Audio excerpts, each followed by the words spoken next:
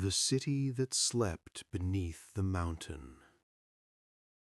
In the warm light of a late summer morning, long before the world understood the language of volcanoes, the city of Pompeii breathed slowly beneath the shadow of Mount Vesuvius. The mountain did not look like a threat. Its slopes were green, its ridges gentle, and vineyards stretched across its lower flanks like a carefully laid blanket of life. Farmers walked the paths with baskets, merchants traveled the dusty roads toward the city gates, and no one, not a single soul, believed that the quiet peak above them carried fire in its heart. Pompeii was alive in the softest, most ordinary way. Stone streets warmed under the sun, water splashed in fountains fed by distant aqueducts. Bakers opened their ovens before dawn, the scent of fresh bread drifting into narrow alleyways. Shops displayed painted signs. Children ran past columns and courtyards, their laughter echoing off plaster walls colored in reds, yellows, and deep earth tones. Life here was not hurried. It followed rhythms older than memory. Morning meant work. Midday meant rest in shaded rooms. Evening meant conversation. Soft voices drifting through open doorways, while oil lamps flickered in the gathering dark. Pompeii was not a city of grand emperors or marble palaces. It was a city of people, traders, craftsmen, laborers, families. And always above them stood Vesuvius. The mountain watched in silence. Travelers sometimes commented on its strange shape, how its peak seemed broken, almost hollowed. Some elders remembered small tremors years ago, a shaking of cups, a swaying of hanging lamps. But those memories had faded into stories, and stories into nothing at all. Earthquakes were simply part of life in Campania. The ground moved, walls cracked, repairs were made, life continued. No one imagined that these quiet warnings were whispers from deep below. Pompeii itself was a place of beauty. Painted villas overlooked gardens with trimmed hedges and quiet pools. Public baths steamed gently as citizens moved between warm and cool rooms, talking of politics, trade, and the endless gossip of neighbors. The amphitheater stood ready for games, its stone seats worn smooth by generations. The city had grown comfortable. Comfort, perhaps, was its greatest illusion. In the markets, fish from the Bay of Naples lay on beds of crushed ice. Olive oil shimmered in clay jars. Wine from nearby hills filled amphorae stacked along shop walls. Donkeys clopped over stone roads, their hooves striking familiar patterns. The world felt steady, predictable, safe. And yet, deep beneath the earth, pressure was building. Rivers of molten rock shifted slowly in darkness no human had ever seen. Gases gathered in hidden chambers, stone strained under forces too vast to imagine. The mountain that had stood peacefully for generations was changing, not on the surface, where the vines still grew, but far below, where silence masked unrest. Still, the people of Pompeii slept peacefully each night. They had festivals to prepare for, debts to settle, meals to cook, repairs to finish, love to find, arguments to have. Life was immediate, human, ordinary. The mountain could wait. On that morning, as sunlight spilled over tiled rooftops and swallows darted between buildings, Pompeii did not know it was living its final ordinary days. The city stretched, woke, and carried on, unaware that history had already begun to turn toward it, slow and unstoppable, like a tide no wall could hold back. The restless earth beneath their feet. In the days that followed, the city of Pompeii continued its gentle routines, unaware that the earth beneath its streets had begun to murmur in a language no one living truly understood. Small tremors passed like distant sighs, subtle enough that many barely paused in their tasks. Cups rattled faintly against wooden tables, hanging lamps swayed in slow arcs, and dogs lifted their heads with uneasy whines before settling again into the warmth of courtyards. Such movements were not new.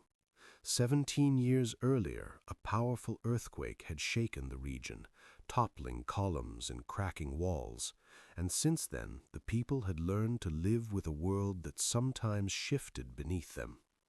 Repairs were part of daily life. Scaffolding clung to buildings, fresh plaster covered old fractures, and carpenters and masons were as common a sight as bakers and merchants. The ground's restlessness had become background noise, a reminder of nature's presence rather than a warning of catastrophe. Yet beneath Vesuvius, forces far beyond human sense were gathering strength, slow and patient, like breath drawn in but never released. Deep chambers of molten rock pressed upward, gases dissolved in fiery liquid expanding as pressure changed, searching for weakness in the ancient stone that held them confined. The mountain slopes remained green and deceptively peaceful, vineyards heavy with late summer fruit, fig trees bending under ripening sweetness, cicadas singing in the dry grasses. Shepherds guided their flocks along familiar paths, pausing to rest in the mountain's shadow without fear. Children played in the streets below, chasing hoops and tossing pebbles, their laughter ringing against sunlit walls painted with scenes of gods and heroes. Life, in its ordinary beauty, created a shield of denial stronger than any wall. When a sharper tremor struck one afternoon, sending a thin crack zigzagging across the facade of a house near the Forum, the owner cursed the inconvenience more than the danger, already calculating the cost of repairs. Neighbors gathered, not in panic, but in shared annoyance, discussing builders and materials as though the earth itself were merely another flawed tool in need of adjustment. At the public baths, conversations continued through the steam-filled rooms, voices echoing off curved ceilings while warm water lapped gently at tiled pools. Politics, trade, family matters, these filled the air, not thoughts of disaster. Even the animals, more sensitive to subtle vibrations, could only sense that something was changing without understanding what it meant. Birds took flight more often from the mountain slopes, unsettled by sounds too low for human ears, while snakes slithered from their hidden burrows, seeking open ground. But to the people of Pompeii, the signs blended into the endless tapestry of daily life, each small anomaly dismissed, explained away, or simply ignored. The city's confidence was built not on knowledge, but on familiarity, and familiarity can make even the most dangerous signs appear harmless. Above them, Vesuvius stood silent, its summit outlined against a pale blue sky, clouds drifting lazily past as though nothing in the world could disturb such calm. Yet inside the mountain, Pressure continued to mount, the balance between containment and release growing more fragile with each passing hour. Pompeii moved through these days wrapped in routine, comforted by the illusion that tomorrow would look like yesterday, never suspecting that the earth itself was preparing to rewrite their story in fire and ash. The mountain that watched. Mount Vesuvius had stood over the Bay of Naples longer than memory, its slopes shaped by time, its silence mistaken for peace. To the people of Pompeii, it was part of the landscape, as ordinary as the sea breeze that drifted through open windows at dusk. Farmers walked its lower paths each day, tending vines that curled through rich volcanic soil made fertile by eruptions so ancient that their violence had faded into myth. The mountain gave life, and so the mountain was trusted. From the city walls, its broad form seemed almost protective, a sleeping guardian rather than a threat.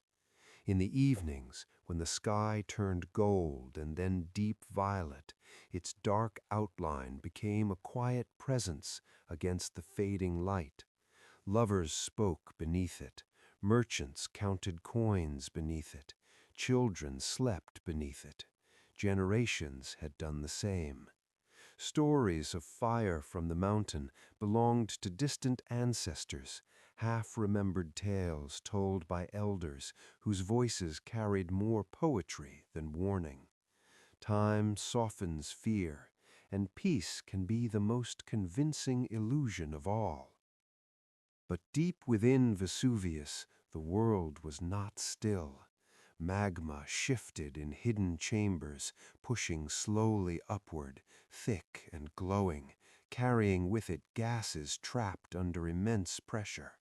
The mountain's interior was a place of movement and heat beyond imagination, a furnace sealed by layers of ancient stone.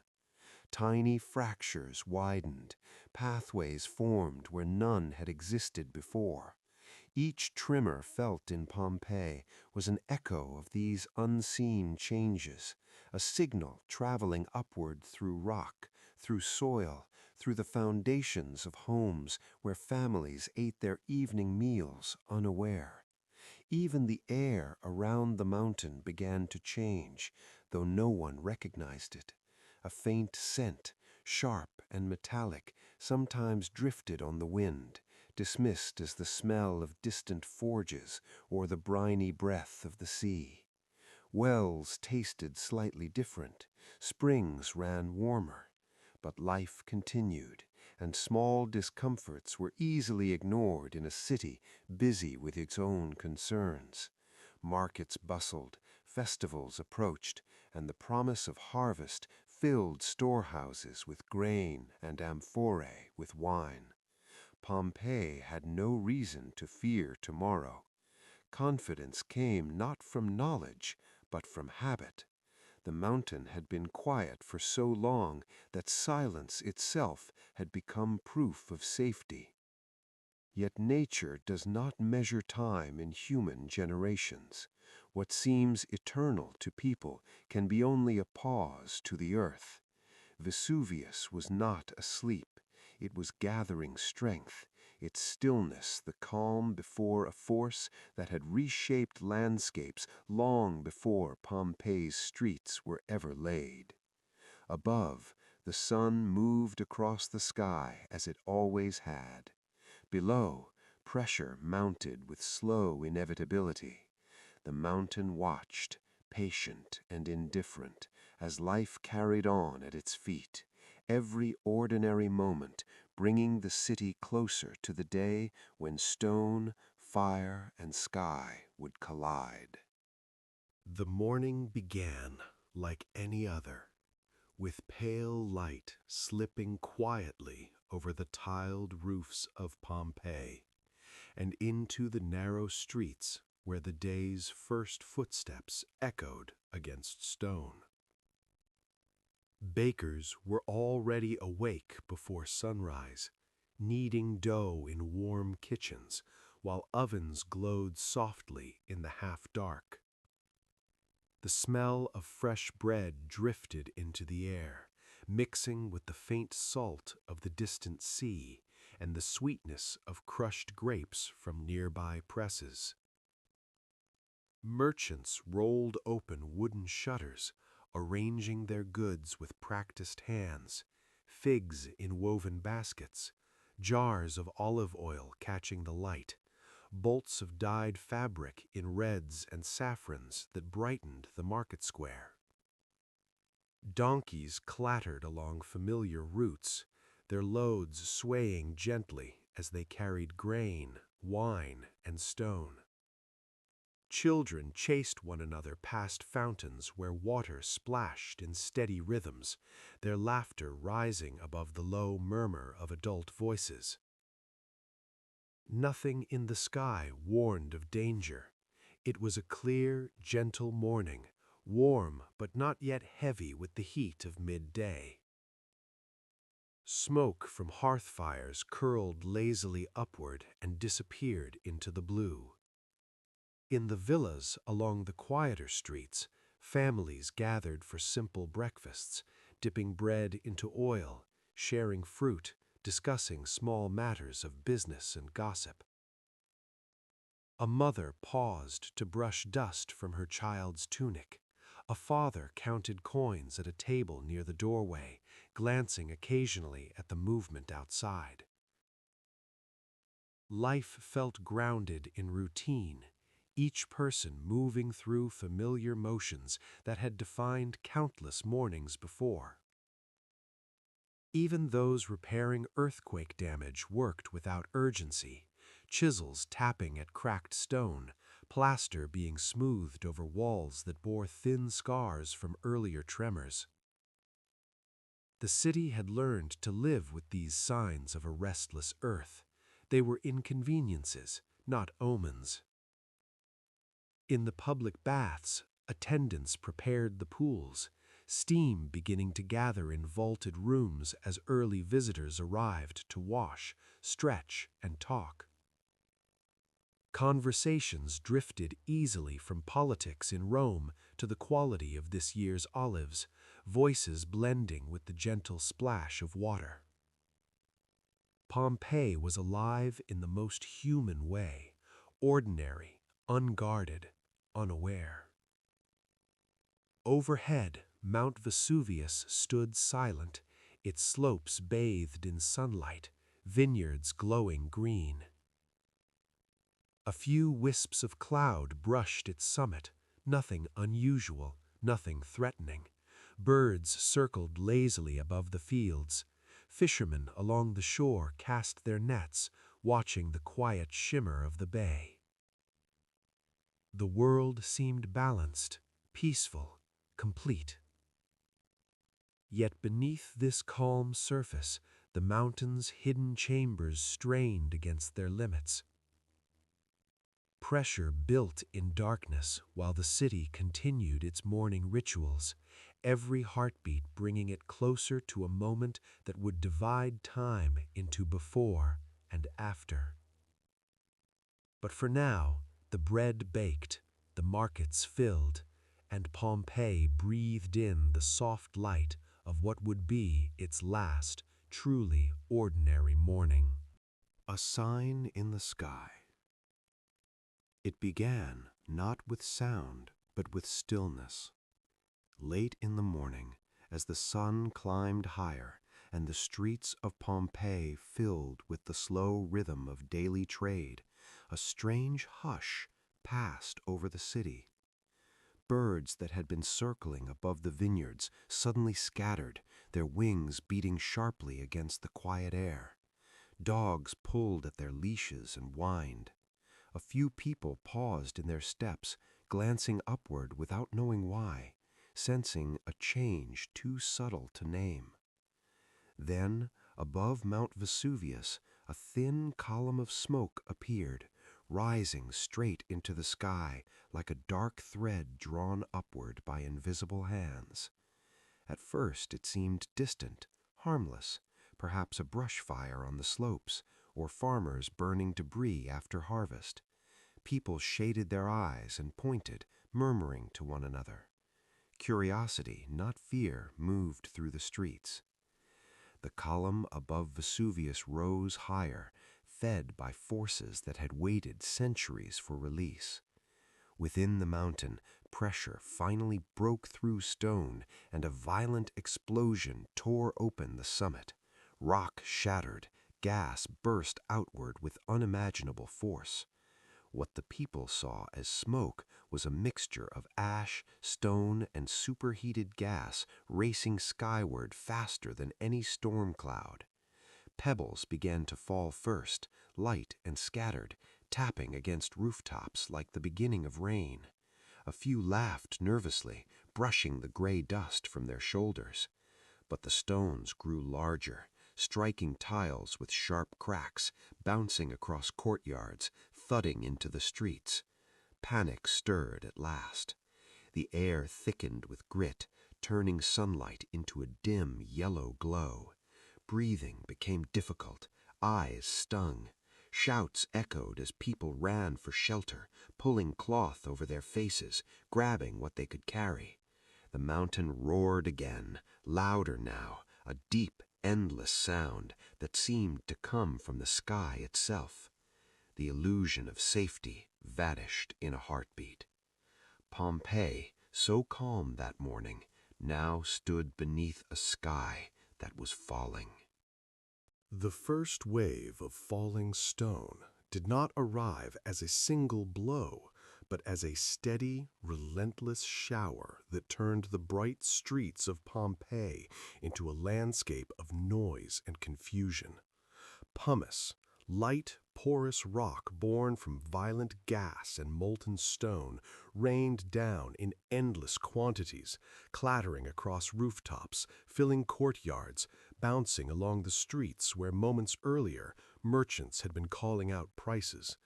The sound was everywhere, a harsh, constant drumming that echoed from wall to wall, from tile to tile, as though the sky itself had shattered into fragments. At first, people tried to wait it out. Families gathered indoors, closing shutters, pulling cushions and blankets over their heads for protection.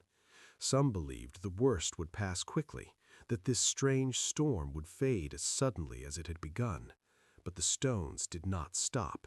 They fell thicker, faster, piling up against doors, blocking alleyways, covering the once familiar shapes of statues and fountains.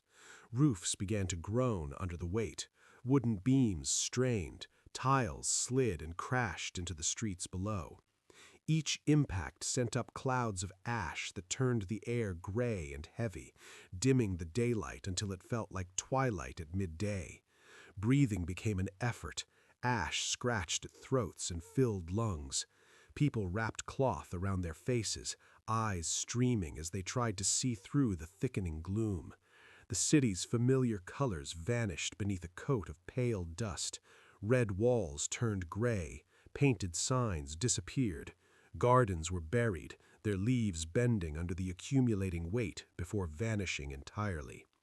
Outside, those who had dared to flee now struggled through streets that were no longer level. Pumice rose around their ankles, then their calves, making each step slower than the last. Some carried children, others dragged the elderly.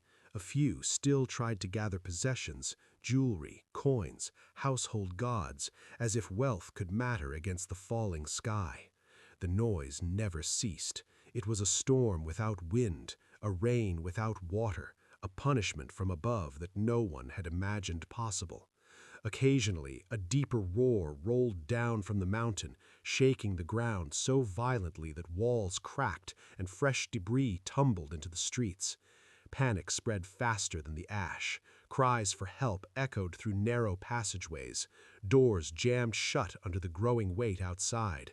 Those trapped indoors pounded at wood that would not move, while outside the air grew darker still, the sun now completely hidden behind a towering column of ash and smoke.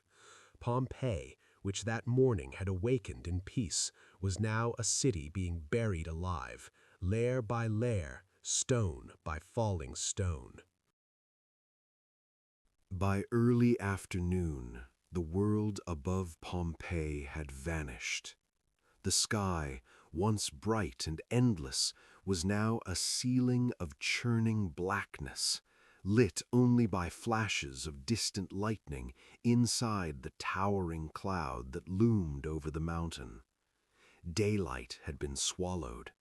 What remained was a dim, shifting twilight that flickered between gray and deep shadow as ash thickened in the air. The steady fall of pumice continued, but now it was joined by something heavier, darkness itself. Oil lamps were lit in homes and shops, their small flames trembling in the heavy air, casting long, uncertain shadows along walls already coated in dust. The familiar sounds of the city had changed. Where there had been conversation and commerce, there were now cries, prayers, and the relentless crash of stone on tile. Roofs began to collapse under the weight, sending clouds of ash billowing upward before settling again over everything. Inside homes, families huddled together, listening to beams groan above their heads, unsure whether to stay sheltered or risk the deadly storm outside. Each choice felt like a gamble against forces no one understood. In the streets, movement grew more desperate. The rising layers of pumice turned pathways into uneven slopes. Doors that had once opened freely were now blocked by drifts of stone. Some tried to climb over the growing mounds, slipping and falling as ash filled their mouths and noses. Others covered their heads with cushions or boards, trying to shield themselves from the falling debris. The air was thick, hot, and hard to breathe. Every inhalation burned the throat. Every exhalation carried dust. Children cried, their voices hoarse. Animals bolted through the streets, eyes wide, driven mad by noise and fear. Horses broke free of their reins. Donkeys stumbled under falling stones. Dogs howled in confusion. Above all of it, Vesuvius roared, a deep, endless thunder that rolled across the land like the voice of the earth itself. Occasionally larger fragments of rock crashed down with bone-shaking force, smashing through roofs, shattering walls, turning familiar homes into sudden tombs. Still, some clung to hope. They believed the worst must soon pass. Storms, after all, always ended. But this was not a storm of weather. It was a storm of fire and stone born from the depths of the earth.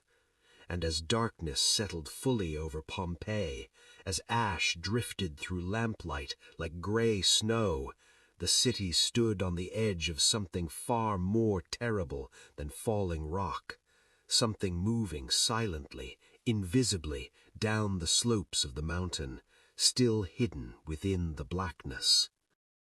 Night fell fully, though the sun had not yet set, and with the darkness came a new terror, the slow, crushing weight of everything that had fallen from the sky.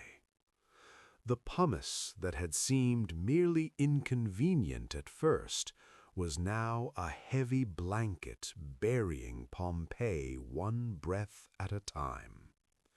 Roofs that had endured hours of impact began to give way without warning. Timber beams snapped with sharp, echoing cracks, sending cascades of stone and dust into rooms where families had sought shelter. Those inside were buried in an instant, the air filling with choking ash that stole breath before screams could form. In the streets, the ground was no longer flat. Layers of fallen rock rose past ankles, knees, waists. Movement became nearly impossible. Each step required effort, as though the earth itself were trying to pull people down. Some tried to climb toward the city gates, believing open land might offer safety, but the paths were lost beneath drifts of gray. Walls disappeared, landmarks vanished. Pompeii was becoming a landscape without shape, a city dissolving under stone.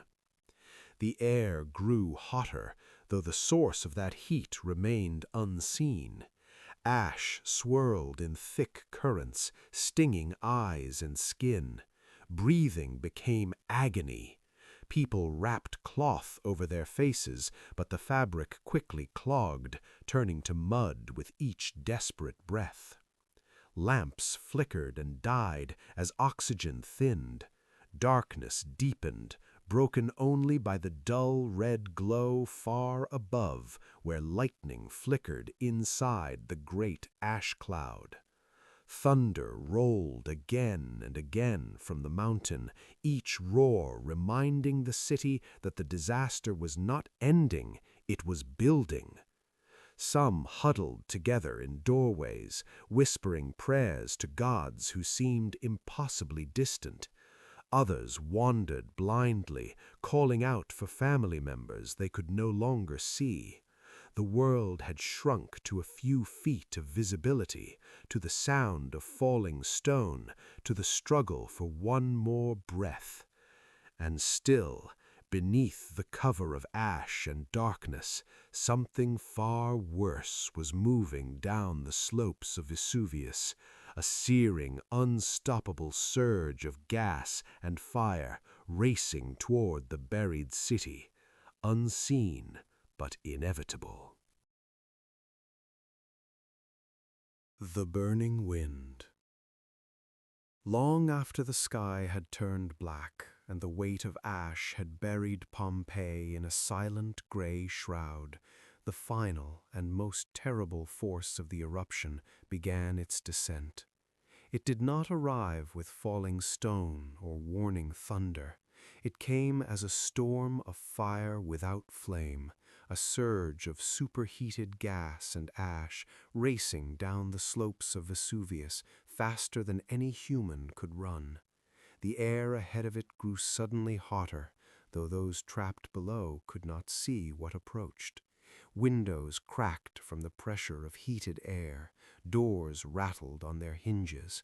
The world held its breath for a single suspended moment, as if even the earth itself understood what was about to happen. Then the burning cloud reached Pompeii.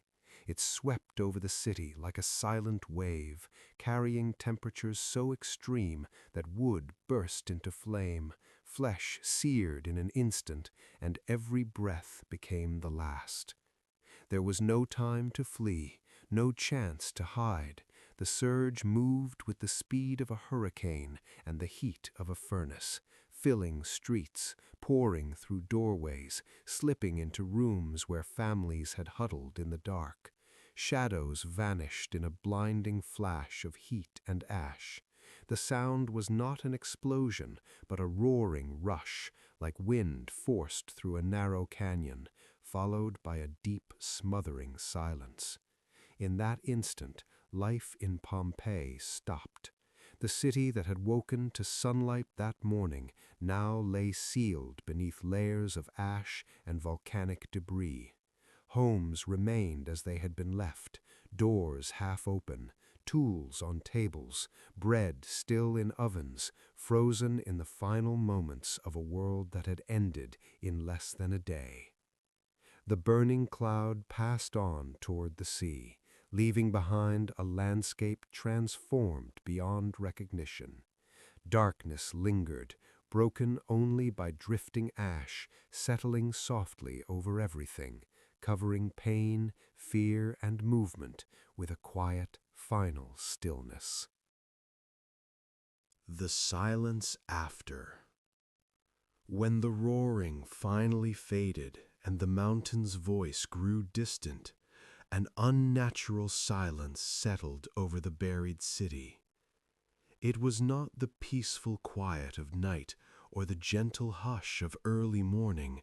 It was a heavy, suffocating stillness, as if sound itself had been sealed beneath the layers of ash that now covered Pompeii from roof to street. The air hung motionless, thick with fine gray dust that drifted slowly downward like the last breath of the storm.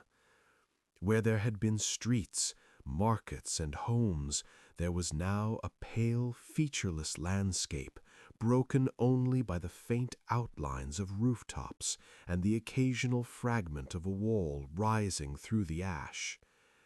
The world looked empty, abandoned, untouched by life.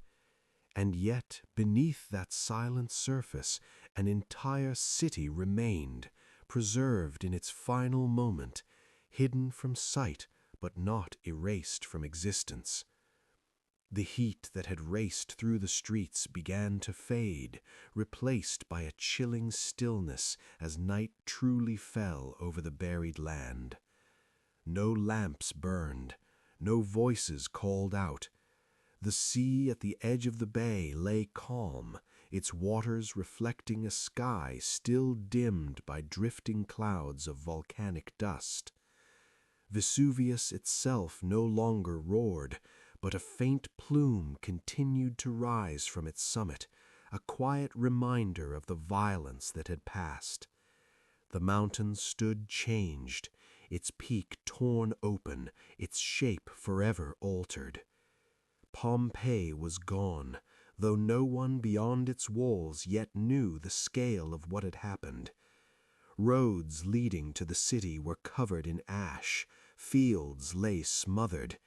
Travelers in the surrounding countryside had fled or taken shelter, unsure whether the end had come or merely begun.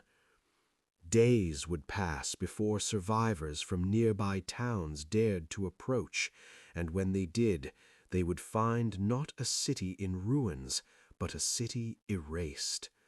No fires burned to mark where homes had stood, no bodies lay visible in the streets. Everything was hidden beneath meters of pale volcanic stone. Nature had drawn a curtain over Pompeii, sealing its story in silence. Beneath that silent blanket, life had stopped in an instant, but the details of that final day, the objects left in place, the rooms undisturbed, the gestures frozen in time, remained intact, waiting unknowingly for discovery centuries in the future. For now there was only stillness. The mountains slept again, and the world moved on, unaware that one of the most complete snapshots of ancient life had just been locked away beneath the earth. In the days that followed, the disaster at Pompeii became a distant rumor carried by frightened voices across the countryside. Those who had escaped early, travelers, sailors at sea, farmers far from the city walls, spoke of a dark cloud, of falling stone, of a mountain that had torn itself open, but no one truly understood the scale of what had happened. From a distance, the region around Vesuvius appeared smothered beneath a gray veil, the once familiar outlines of towns and roads softened or erased entirely. Ash drifted over fields, blanketing crops and turning green landscapes into pale wastelands. Wells were choked, streams ran muddy and warm. The air still carried a faint bitterness, a smell like burnt stone that lingered long after the sky had begun to clear. Survivors gathered in nearby settlements, stunned into quiet reflection. Some searched for missing relatives, scanning the horizon where Pompeii had stood, hoping for signs of life that would never come. Others turned inward, trying to rebuild routines, to reclaim a sense of order in a world that had shown how quickly stability could vanish. News traveled slowly in the ancient world, and by the time word reached Rome, the eruption was already becoming legend. A tragic event, terrible but distant, one more story in a world accustomed to war, famine, and plague. No rescue parties set out to dig through the hardened ash. No armies marched to uncover the buried city. Pompeii was considered lost, swallowed by the earth, a place of ghosts best left undisturbed. Nature continued its quiet work. Rain fell on the ash, packing it down into dense layers. Plants began to push through the gray surface, reclaiming the land with patient roots. Over time, grass returned. Vines crept across the hardened stone. The landscape softened again, though the soil bore the memory of fire beneath its surface. Generations passed. Children grew into elders who had never seen Pompeii, only heard fragments of the story. Roads shifted, trade routes changed, new towns rose while old ones faded. The mountain stood quiet once more, its slopes green again, its scars hidden by vegetation. To the people of later centuries, Pompeii became a whisper from the past, a name mentioned in old records, a memory half believed. No one imagined that beneath the fields and vines lay a city preserved as no living settlement could ever be. Streets, homes, and lives frozen in their final moments, waiting in darkness for a future that would one day bring light back to their silent rooms. For now, the world moved forward, unaware that the past had been sealed beneath its feet, untouched by time, untouched by change, held in stillness beneath the quiet earth. Buried in time. Years turned into decades, and decades into centuries, as layers of soil, roots, and forgotten seasons settled gently over the silent remains of Pompeii. What had once been streets filled with voices became fields crossed by farmers who never suspected the stone roads beneath their feet. Vineyards flourished again on the slopes of Vesuvius, their roots threading through hardened ash, drawing life from the very soil that had once fallen from the sky. The mountain stood quiet, its violence hidden beneath green growth and the passing of time. To the world beyond the region, Pompeii faded from memory, mentioned only in scattered writings that few read and fewer still understood. Maps changed, empires rose and fell, languages shifted, yet below the surface, the city remained as it had been left in that final hour. Doors half open, tools resting where hands had set them down, walls still bearing painted scenes of gods, gardens, and daily life. Time slept with Pompeii. Above ground, the rhythms of history continued without pause. Roads were built and abandoned. Armies marched across lands once covered in ash. Churches rose where Roman villas had once stood. People lived and died, never knowing they walked above a moment frozen in the first century of a distant past. The earth protected what had been lost, sealing rooms and courtyards in darkness where air did not move and light did not reach. Ash hardened into stone, forming a perfect mold around objects and bodies alike, preserving shapes long after the living forms within had vanished. The tragedy that had ended Pompeii also preserved it, turning destruction into a strange kind of protection. The city did not decay as others did. It did not crumble slowly under rain and wind. Instead, it waited, suspended outside the flow of ordinary time. The world forgot Pompeii, but Pompeii did not change.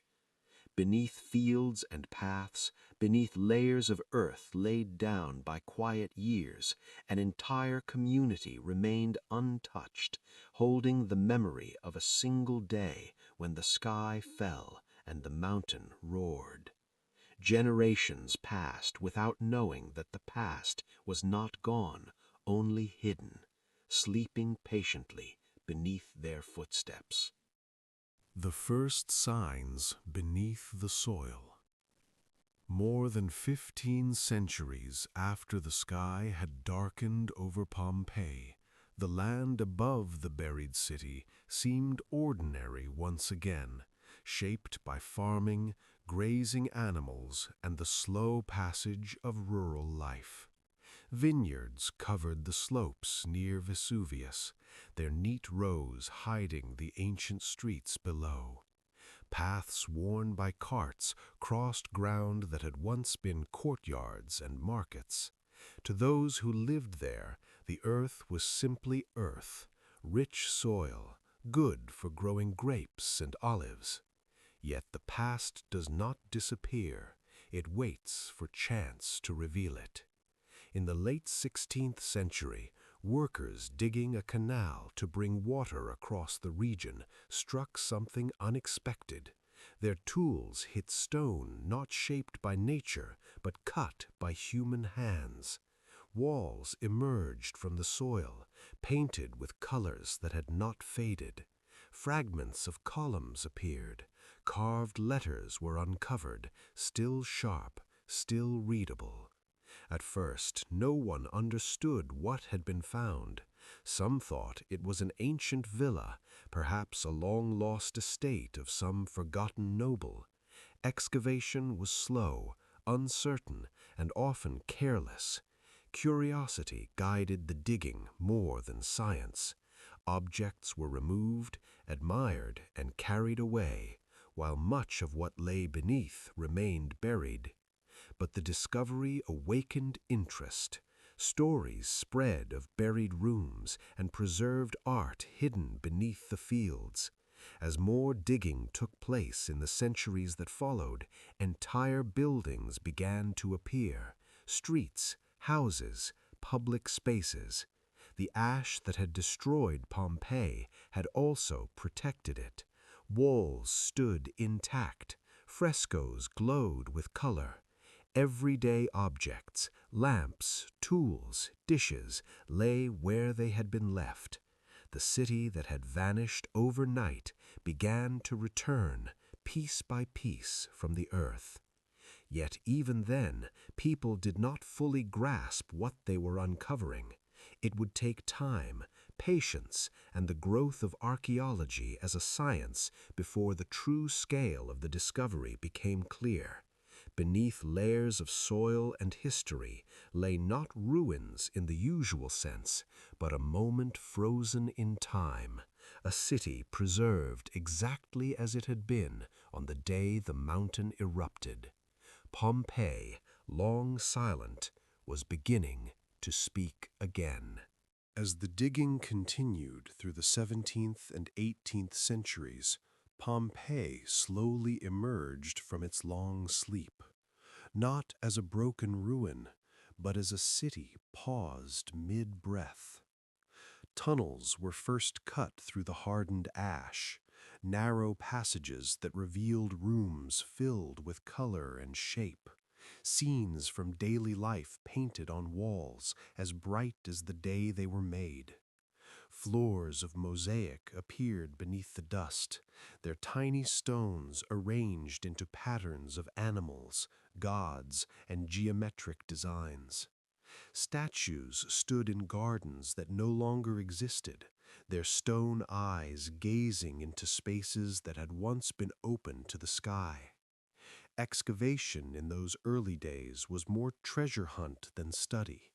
Workers searched for marble, bronzes, and fine objects to present to kings and collectors. Yet even through this rough handling, the deeper wonder could not be hidden. Here was a place untouched by the slow decay that usually erased the past. Here were doorways still standing, ovens with bread hardened inside, tools resting where hands had placed them. Time had not worn Pompeii away. It had wrapped it carefully and set it aside. Visitors walked through streets that had not felt footsteps in nearly 2,000 years, their voices echoing where ancient voices had once spoken. The silence was profound. There were no birds in the courtyards, no smoke from kitchens, no murmur of life, only the quiet presence of absence. The city felt as though its people had stepped away for a moment and might return at any time. Scholars began to understand that Pompeii was more than a collection of beautiful objects. It was a complete record of ordinary life in the Roman world. Graffiti still marked walls, jokes and complaints scratched into plaster. Shops still held counters and storage jars. The city's final day had been sealed so quickly that even the smallest details remained in place. As more of Pompeii was uncovered, the realization grew. This was not simply a lost city, but a window into a moment of history preserved with heartbreaking clarity. Faces in the ash. As excavations became more careful and more scientific in the 19th century, archaeologists began to notice something deeply moving hidden within the hardened layers of ash. In some places, empty spaces appeared in the volcanic deposits, hollows shaped like human bodies, animals, furniture. These were not bones alone, but impressions left behind where soft forms had once been surrounded by ash that later hardened into stone. When Giuseppe Fiorelli, an Italian archaeologist, poured plaster into these voids, the past took on form again. The shapes of people emerged, preserved in the positions of their final moments. A man lay curled on his side. A woman covered her face with her arm. A child clung to an adult. A dog twisted against its chain. These were not statues carved by artists. They were real lives stopped in an instant, their last gestures captured by the disaster that had ended them. The city's tragedy became suddenly human. Pompeii was no longer only streets and walls, but stories written in posture and stillness. The plaster casts showed fear, confusion, and the instinct to protect loved ones, all frozen in time. Visitors walking through the ruins now encountered not only buildings, but people, silent figures who had once walked those same streets. The ash that had taken their breath had also kept their shapes intact, a final imprint of life against the weight of history. Through these fragile forms, the past felt close, immediate, and deeply personal. Pompeii spoke not just of Rome and empire, but of ordinary individuals caught in extraordinary disaster. Echoes of daily life. As more of Pompeii emerged from the earth, it became clear that the city was not preserved only in death, but in life.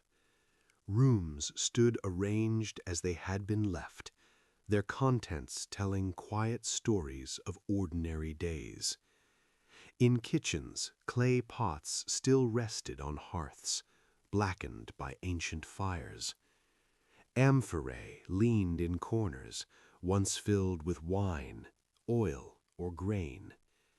In bakeries, round loaves of bread remained inside ovens, hardened by heat, but still marked with the baker's stamp. Shops held scales, weights, and counters where merchants had once stood serving customers. In gardens, the shapes of trees and trellises could be traced in the soil, their roots long gone, but their spaces remembered. Graffiti covered walls in streets and homes alike, announcements of games, declarations of love, jokes, complaints, and political slogans. These markings gave voice to people who would otherwise have remained nameless, showing that life in Pompeii had been lively, humorous, and deeply human. In bathhouses, benches and pools stood ready as though the next visitors might arrive at any moment. In workshops, tools lay scattered where craftsmen had set them down. The disaster had stopped time so suddenly that movement seemed only paused, not ended. Walking through Pompeii, one could sense the rhythms of daily life, the path from home to market, the route to the baths, the places where friends might have met in the shade. The city was no longer only a site of tragedy, it was a vivid portrait of an ancient world caught mid-motion. Pompeii revealed not just how people died, but how they lived, what they ate, how they worked, how they decorated their homes, how they spent their hours. Through these details, the past felt close and real, a reminder that history is built from countless ordinary days, each one as full of small moments as our own. The city as a time capsule. As the work of excavation continued, scholars began to understand that Pompeii was unlike any other ancient site. Most cities of the past had been lived in, rebuilt, torn down, and built over again for centuries. Layers of change erased the details of earlier lives. But Pompeii had been sealed in a single moment, its story paused rather than rewritten. It became a time capsule, a complete snapshot of Roman life preserved with astonishing clarity. Streets showed the deep grooves worn by cartwheels, evidence of countless journeys made long before the eruption. Stepping stones still crossed the roads at intervals, placed to allow pedestrians to stay dry when rainwater or waste filled the streets. Shops stood with their counters intact, jars still embedded in stone where food or drink had been sold. Houses revealed differences in wealth and taste, from modest dwellings with simple walls to grand villas adorned with intricate mosaics and painted gardens that seemed to extend beyond their rooms. Temples, theaters, and public buildings showed how the city balanced private life with shared spaces. Every detail added to the picture: the tools of a surgeon, the weights of a merchant, the combs and jewelry of a household. Pompeii offered a rare chance to see the ancient world not through grand monuments alone, but through the ordinary objects of daily existence. The eruption, though tragic, had preserved the city more completely than time ever could have. In its stillness, Pompeii became a bridge across centuries, allowing the modern world to walk through the streets of the past as though stepping into a day that had never quite ended. Walking through Pompeii, one begins to notice that the city is filled with voices, though no sound is heard. The walls speak in painted scenes and scratched messages. The streets speak in worn stones and scaffolded objects. Every surface carries traces of human presence, as if the city itself remembers those who once moved through it. Graffiti reveals humor and longing, short poems, playful insults, advertisements for games, promises of love. These markings, simple and informal, connect us directly to individuals who might otherwise be lost to history. In homes, frescoes depict gardens, myths, and daily life, reflecting the hopes and imaginations of those who lived there. The images show banquets, landscapes, gods, and animals, suggesting a world where art was part of ordinary surroundings. Even the arrangement of furniture and tools tells a story. A loom in one corner speaks of weaving. A set of surgical instruments suggests a healer's work. A collection of wine jars points to trade and hospitality. Though Pompeii's people cannot speak, their world remains full of expression. The silence of Pompeii is not empty, it is full of meaning, waiting to be understood. Lessons from the mountain. Over time, Pompeii became more than an archaeological wonder. It became a reminder of the power and unpredictability of nature. The preserved city told a story not only of daily life, but of sudden change, of how quickly the familiar world can vanish. Scholars studied the layers of ash and stone, learning how eruptions unfold, how volcanic clouds rise and collapse, how dangerous flows of gas and debris move faster than any human can escape. Pompeii's tragedy helped future generations understand the signs of volcanic unrest, tremors, gas emissions, changes in groundwater, signals that can now warn communities living near active mountains. The city beneath the ash became a silent teacher.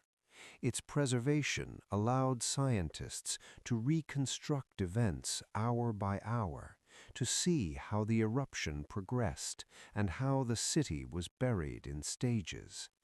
This knowledge has saved lives in modern times, guiding evacuations and monitoring efforts around volcanoes across the world. Pompeii reminds us that nature is both life-giving and destructive, that fertile soil can come from fire, and that beauty can hide danger. The mountain that nourished vineyards also carried the force to end a city in a day. In studying Pompeii, humanity learned to respect the earth's power and to listen more carefully when the ground begins to whisper. The human story endures. Beyond science and history, Pompeii endures because it tells a deeply human story. It is not only a place of ruins, but a place of people, families, workers, children, elders, whose lives were filled with the same hopes, routines, and concerns that shape our own. The bread in the ovens, the graffiti on the walls, the tools left on tables, all speak of lives interrupted, not erased. Through Pompeii, we see that the past is not distant or abstract. It is made of moments as real as our own. Walking through its streets, we recognize familiar gestures: a hand raised to shield the face, an arm wrapped protectively around a loved one.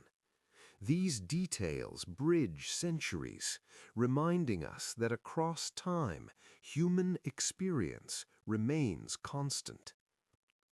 Pompeii's preservation allows us to feel empathy for those who lived and died there, to understand that their world was as vivid and immediate to them as ours is to us. The city's silence carries a message of connection, inviting us to see ourselves in the people of the past and to remember that history is a shared human story. Though Pompeii vanished in a single day, it refused to be erased from the story of humanity. The ash that buried it acted not as a final curtain, but as a protective shell, guarding the city's memory until the world was ready to listen again. In its rediscovery, Pompeii changed how we see the ancient world.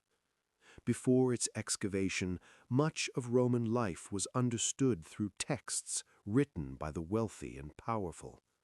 Pompeii offered something different, evidence of ordinary existence preserved in astonishing detail. Through its streets and homes, historians could walk into the daily rhythms of a living city, seeing not just monuments, but kitchens, bedrooms, shops, and workshops. It showed how people decorated their walls, what they ate, how they earned their living, and how they spent their free time. Pompeii gave the past a human scale. It reminded us that history is not only about grand events, but about small personal moments woven together into the fabric of life. Even in death, the city continued to shape the future, teaching new generations about the fragility of civilization and the enduring presence of memory. Pompeii did not vanish, it waited, and in waiting, it ensured that its story would one day be told again. Walking through yesterday. Today, when visitors walk the streets of Pompeii, they move through yesterday as though it were still unfolding. The stone roads remain underfoot, worn smooth by the passage of ancient carts. Doorways open into rooms where frescoes still glow with color, their scenes of gardens and myths untouched by time. Fountains stand dry, but their shapes remain graceful, suggesting the sound of water that once flowed there. In the quiet of the ruins, it is easy to imagine footsteps returning, voices rising, life beginning again. Yet the stillness is complete. Pompeii is both present and absent, alive in detail, but silent in reality. This balance creates a powerful connection between past and present. Visitors become witnesses to a moment suspended in time, reminded that history is not a distant abstraction, but a lived experience preserved in stone and ash. Each street corner, each doorway, each wall carries the memory of human presence. Pompeii invites us to slow down, to look closely, to feel the weight of centuries in the space of a single step. It is not only a place to study history, but a place to reflect on the fleeting nature of life and the strange ways in which memory endures. The mountain still watches. Even now, long after the tragedy that buried Pompeii, Mount Vesuvius remains, rising above the Bay of Naples as it did in the days before the eruption. Its slopes are green once more, dotted with homes, farms, and roads where people live their ordinary lives. From a distance, it appears calm, almost gentle, its peak outlined against the sky just as it was centuries ago. But the memory of what lies beneath its quiet surface has changed the way the world sees it. Vesuvius is no longer simply a mountain. It is a reminder of nature's immense power and the delicate balance between life and destruction. Scientists watch it carefully now, measuring tremors, studying gas emissions, listening for signs of movement deep below the earth. The lessons learned from Pompeii have shaped modern understanding of volcanic activity, helping communities prepare for what might one day happen again. The mountain, silent but not forgotten, stands as both a warning and a symbol. It nourishes the land with fertile soil, supports vineyards and gardens, and shapes the landscape with quiet beauty. Yet beneath that beauty lies the same restless force that once changed history in a single day. Pompeii's story lives on, not only in ruins and museums, but in the awareness that nature's calm can be temporary, that the earth beneath our feet is alive and ever-changing.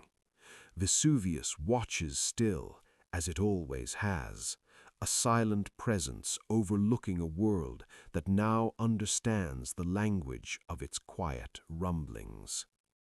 The memory beneath the ash. Pompeii's greatest legacy may not be the ruins themselves, but the way the city has shaped how humanity remembers the past. The ash that once seemed like a final ending became instead a keeper of memory, preserving a moment with a clarity rarely granted by time. In most ancient places, history survives in fragments, broken walls, scattered objects, stories passed down through texts written long after events took place. Pompeii offers something different, a whole environment, a living space caught mid-motion, where daily life remains visible in the smallest details. This completeness allows us to feel close to people who lived nearly 2,000 years ago. We see their homes, their decorations, their tools, even the shapes of their final gestures. Through Pompeii, the past is not distant, it is tangible. The city reminds us that memory does not always fade. Sometimes it waits, hidden, until it can be rediscovered. In this way, Pompeii bridges time, connecting modern lives with ancient ones. It teaches that human stories do not disappear completely. They endure in places, in objects, in traces left behind. The ash that once darkened the sky became a veil that protected memory, ensuring that a lost city would one day be found again, its story told not through legend alone, but through the quiet evidence of everyday life preserved in stone. A city that still breathes. Though Pompeii was buried in silence nearly 2,000 years ago, it continues to breathe in the minds of those who walk its streets today. The city that vanished overnight has become one of the clearest windows into the ancient world, not because it was grander than others, but because its final day was preserved so completely. Pompeii teaches us that history is not only about kings and empires, but about ordinary mornings, shared meals, laughter in narrow streets, and quiet routines that feel timeless until they are suddenly gone. The people who lived beneath the shadow of Vesuvius could not imagine that their homes, their tools, and even their final moments would be seen by future generations. Yet, through a strange twist of fate, the disaster that ended their lives protected their story. Today, Pompeii stands not only as a place of tragedy, but as a place of connection. It reminds us that the past is never entirely lost. It waits beneath the surface, shaped by memory and rediscovery. The mountain still rises nearby, silent and watchful, a symbol of both creation and destruction. And the city, once sealed in ash, continues to speak across centuries, telling us that life is fragile, memory is powerful, and history lives on in the traces we leave behind.